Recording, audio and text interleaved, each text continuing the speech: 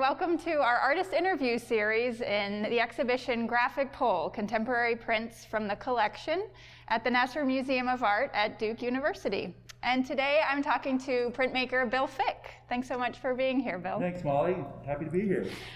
Bill did this fantastic installation called Hypnotic Skull #2 for the exhibition. It's from 2020 and is a linocut and screen prints on paper. And Bill, I just wondered to start off if you could just tell us a little bit about the piece. Sure. It's a part of a series of prints that I've been making, primarily linocuts. But in the last few years, I've started incorporating the screen printed part, which is the screen printed part is the color, and the linocut is the black drawn part. And the reason, well, in terms of the skull, it's just a symbol, an icon that is, used all over the world. All societies, all cultures use it, and I just find it a very fascinating image to work with. So I just keep going through it over and over again, trying to present it in different ways. Generally, I've been presenting it in a head-on, face-forward way, and then just doing different variations, making it a little more sinister, or maybe a little more humorous. In this case, I called it Hypnotic Skull because it has a hypnotic, the eyes especially are sort of glaring at the viewer. So anyway, it's an ongoing series. I've been doing skulls for many, many years. In this case, because of the space, it was an opportunity to really just go way up in size and be able to use a lot of different prints, different colored prints. Really it was an opportunity just to try, like a really kind of a neon green, silver, pink, blue, and see how it would look in different, with different colors. And then when I put it all together as one, how that works is sort of, what kind of impact does it have? How do you look at the piece, move through the piece? I think when you step further back and you look at it, maybe certain colors pop out more than others. The silver is interesting because when you look at it from some angles, it looks more like a brown. And then when you see the light shining on it, then it does have that silver effect. So for me, it hits many points. Also, the idea that with printmaking, you can make multiples. And generally in printmaking, you think of multiples as a limited edition, but for me, I'm very interested in the idea that because it is a multiple, you can make many, many of them, and then they can be shown all together as one. So for me, I'm not so interested in the edition. Actually, I'm very not interested. I'm not interested in the edition. I am interested in the idea that I can make many, many of them, and there can be many variations. So what is it about linocut and screen print for this monster face that drew you to that particular technique? And did you start with that technique first? Were you working in that technique and then came to your monsters, or because of your monsters you then started working in those techniques? Right. It's primarily the medium I've been working with the medium for a long, long time. And linocut is my primary medium, and in general it was always just black ink, no color, very little color. Occasionally I'd throw in maybe a red block or something like that. So really, the medium was first, and I had always been making character-based images, and the skull popped in there in and out in the very beginning. So this would have been like in the early 90s. I was always kind of throwing in a little skull here and there. My images were much more complicated, bigger, sort of editorial-like images. And so as the years have passed, more recently within the last 10 years or so, I've isolated my characters and made it just like one iconic character. So the skull, again, has been a part of my work for a long, long time.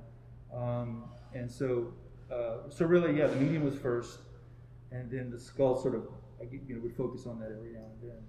Okay. The color, the screen printed part is more recent in that because, again, I wanted to add more impact depending on the colors I was using.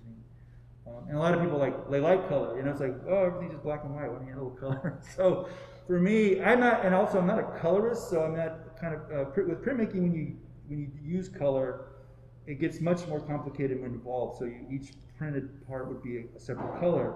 Right. So people, when you make color prints, it's a much longer process. For me, I'm really interested in the image, and so once I make the image, I can carve it, print it, and then move on to the next image. In this case, I can carve it and and then just make variations depending on how the screen print. Because with the screen print, I've just got this one shape, and I can just keep changing the color without, so it's a really simple process of just printing one color. So what I did was I printed the different colors. So I had a stack of different colored backgrounds, and then I just printed the black ink. I see.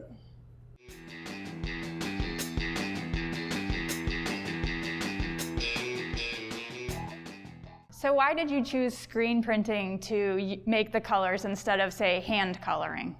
Right, well the hand coloring would be a slower process. So if you can imagine, I'd have to sort of fill in this. The screen printing, I can print, let's say if I did the silver, I could get maybe, I could probably do at least, like 30 in an hour or something, or even faster than that actually. I can go way faster than that. But anyway, one thing I have done, and it's not something I've done a lot of, is that I've created templates and then I'd spray paint so that you can get a color. So a lot of it has to do with finding the colors too. Some colors aren't available in certain, actually, so with relief printmaking, it's hard to get a really super vibrant, like pink color like that.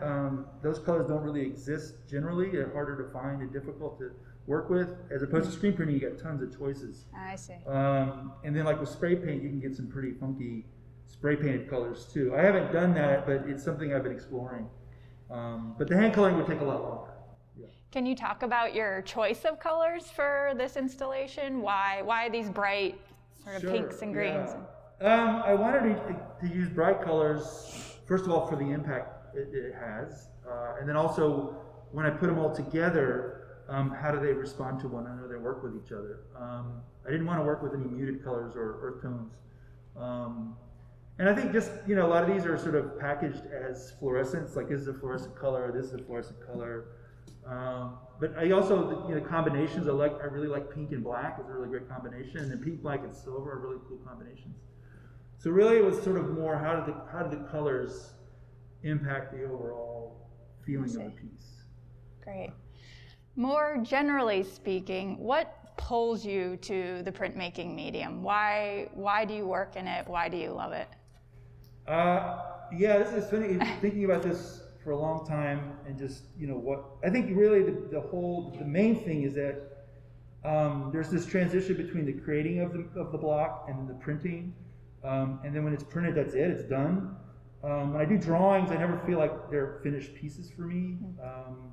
Or like, when I look at work by painters or like a painter, like when I did painting in grad school, and it just felt like I never felt like I was finishing it or I like the idea that there is this mechanical transition between the carving part and the printing, and then you print it onto the paper, and that's it. It's like it's gone through this transformation, and that's the way. So I really like the mechanical process. Also like the carving. So there, it starts out with a drawing. I have a sketch, and then I draw it onto the block, and then I carve the block, and then I print it. So there's this process that is really important to me, and I think for me, it's a way for me to feel like, okay, I've done it. It's finished. I can move on to the next thing. So I like, one thing about art making is that there's so many ways of making art, and for me, I don't know if I just like, okay, I focus it down to just a really specific way of making it. That way, I don't have to think about so many other things. It's just that this is the way I can do it, and I do it, and it really works out for me. So maybe I just can't deal with a lot of extra stuff. It's like, okay, this is exactly. Because I've focused it down to just lino cut, and then I'm slowly adding some other stuff to it. But it's really primarily still the lino cut. So, yeah.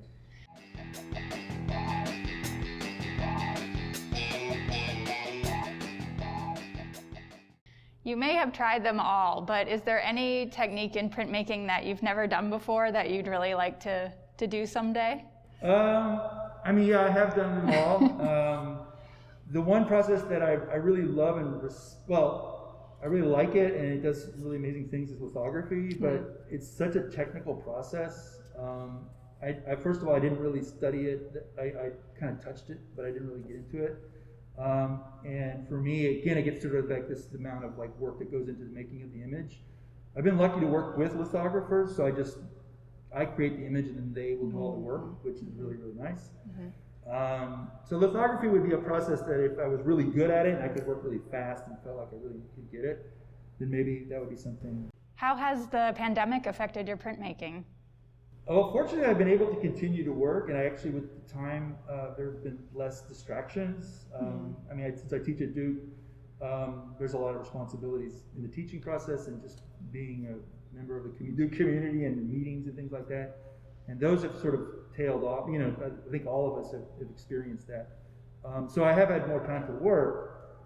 In terms of subject matter, I have been doing images that deal with the pandemic, mostly about just the sort of and they're character based, so it's like our characters which look like they've been struggling or having a difficult time. So really, yeah, it's informed that part of my work in terms of the subject matter, and I do think about it a lot. And you know, I haven't really taken it head on, but it doesn't in terms of the narrative, it's there. But otherwise, yeah, I mean, it actually has been a time to get more work done because of the lack of extra meetings and things that have been going on, or not going on. So. Sure.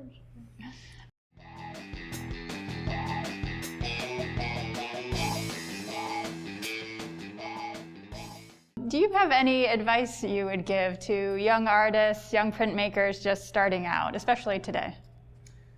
Yeah, I mean, the thing about it is, since it's a technical process, and you kind of, and you know, it's like spending time with it, getting familiar with it, learning what it is about it that you want to do with it, you know, and because I think again, there is so much you can do with printmaking. There's so many different techniques and methods that I think when you're studying it, you know, especially if you're at an art school or something like that, where you're really focused on, you're working, that's where you're focused on printmaking, is you can be all over the place. And I think really it's finding what about printmaking really works for you. And because it is a technical process, it's finding like where can you do it, making sure you have a place to work. Because a lot of printmakers, if they're using presses, once they get out of school or something like that, it's hard for them to find that kind of stuff. Or maybe they just can't afford to buy a press or something like that. So I think, you know, finding those places to work where you can make work.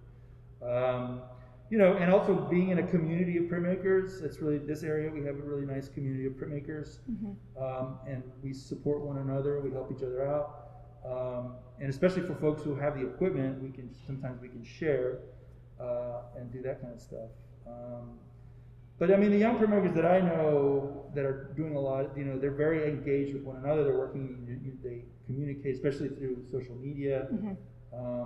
And they, you know, they like to be organized and create sort of their own communities. And I think we all like working together. So I think if you're a young printmaker, definitely connect with other printmakers, find out what they're doing, and also learn about, you know, who's interested in printmaking and where is printmaking happening in your community or elsewhere. So yeah. Great. Thank you so much, Bill. For those who are interested, my Instagram is at LinoBill, and my website is billfick.com.